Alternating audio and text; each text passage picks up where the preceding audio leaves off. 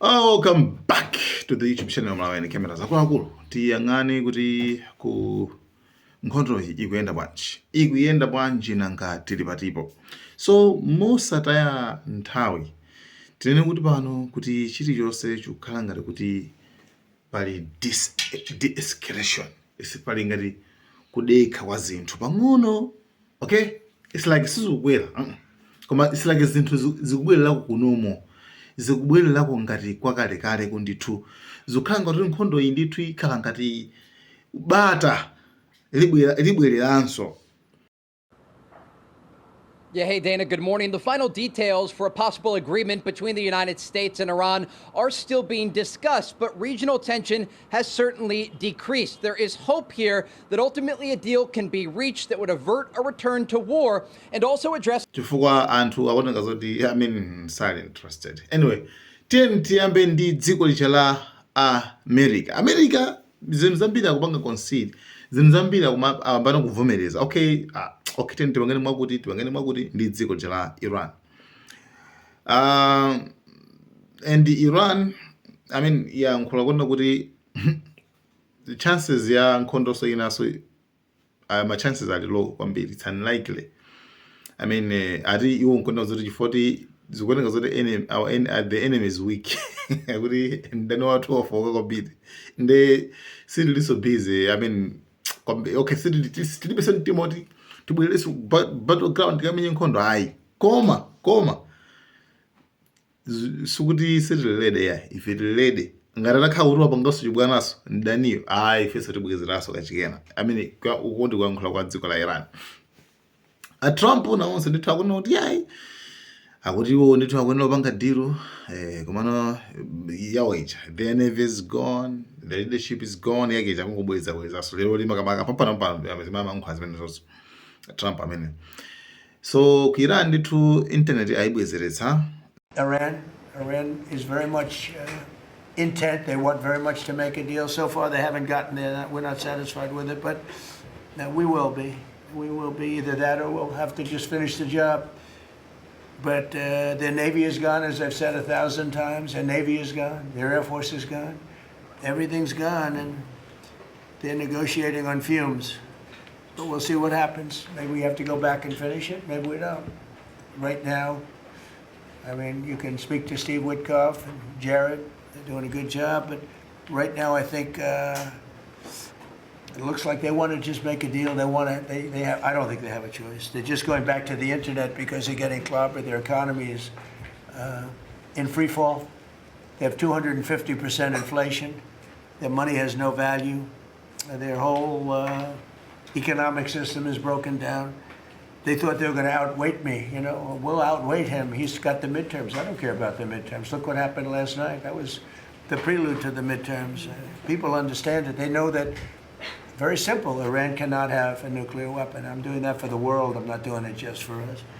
And we've had great support from other nations, by the way. We don't need it at all, but we've had great support from other nations. The problem is you always get the support when you don't need it. When you need it, you don't get the support. With Operation Epic Fury, our warriors are ensuring that the world's #1 state sponsor of terror never obtains a nuclear weapon, and they won't. Actually the anthu president wadziko la Iran okay internet ibwezere so internet sikuti amakhala kuti ayibhana kuti kubhana mmene mukudziwira inu kuti chenchana ayi kubhana kumene amabhana internet amabhana ma apps ngati sungaloge Facebook, sungaloge ngati Instagram, Google, popanda ma apps othandizira ngati achina VPN amene amabisa especially amabisa location imene uli. So ma apps amene wawa ndithu amateka Facebook or YouTube chanjana amateka. So amakhala very strict. Okay, so kuti makhala uliberu internet internet makhala ilipo ndithu koma amakhala kuti ayipanga very like it is restricted ndimene zimakhalira kumeneko. So panopa internet so pano ikhozokhala mtakamba kugisa ntchito.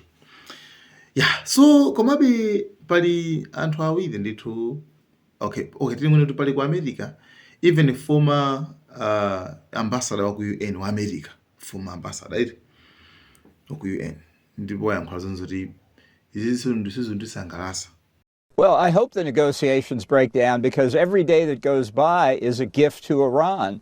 It gives them 24 more hours to recover from the pummeling they took during the 6 weeks of U.S.-Israeli attack.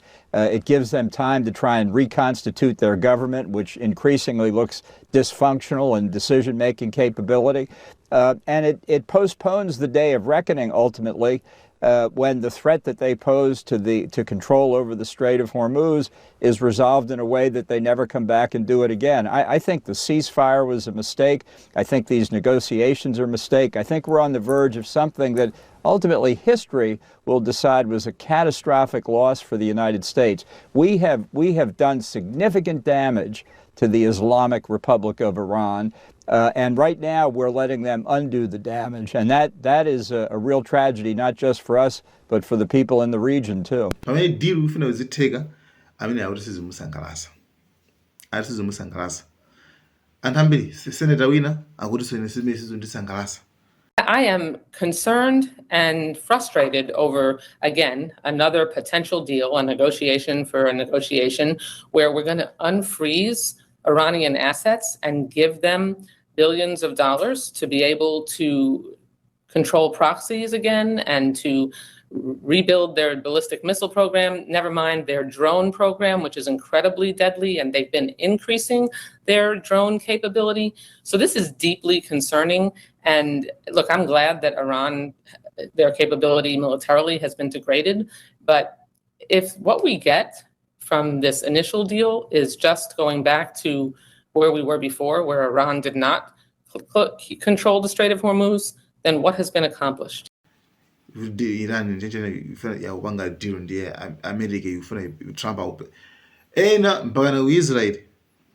Uyo Itamar Ben-Gvir, minister wa security and intelligence settlement uja, amene anaoneka amubana ku France uja. Ben-Gvir, amene uja. Amwe ndio jira kuti yayi. Ari ndi time, it's high time panopa kuti Netanyahu akaombe desk ya Trump kuti hey, if his minister ayi ndikuti kubwerera ku Nkhondo ndi Lebanon, ndikuti tikadzimisa magetsi kumeneko, tikadulaso madzi ku Lebanon. Israel's Minister of National Security, Ben-Gvir, says he will stop Trump's Iran deal. He says, quote, as the government of Israel, we cannot allow this to happen. And then yesterday, he called for more escalation in Lebanon. קודם כל יש דבר מה שנקרא שהוא הדבר האמיתי, זה חיי אדם. הסכם רע למדינת ישראל יכול לפגוע בחיי אדם. אני יודע שראש הממשלה נתניהו. So, and how many wawanda amesizi kuasankalasa kuti zinthu zimene zikhale zibwerere. Wena Trump akuwa basi yawo ija, you know, yango jibidika basi mine madziwira ma Americans. So pamene tikupita chitsogolo ena afana ndi thuti zibwerera mbuyo. So inuyo mungodziwa pena popo. And that Trump alusaso sentence kumapeto kuti ifetu basi zondona navomena kale kuti abwezeretsa ndrama za Iran awabwezera, okay, posensana ndi uranium. Aba Trump ayamba kukana after Netanyahu atafura kuti musapange zimene zozo. So Marco Rubio nayenso ndithu ndikudziwa kale anali ku Pakistan, anali ku India, arangofumira kuti pamene ngati amana ngarabiza dziyanthu zikumlandira chani ngati government officials aboma. Ndithu kunalibe anthu pakana fusa kuti anthu ali kuti yeah, Marco Rubio, Secretary of State. So that's it.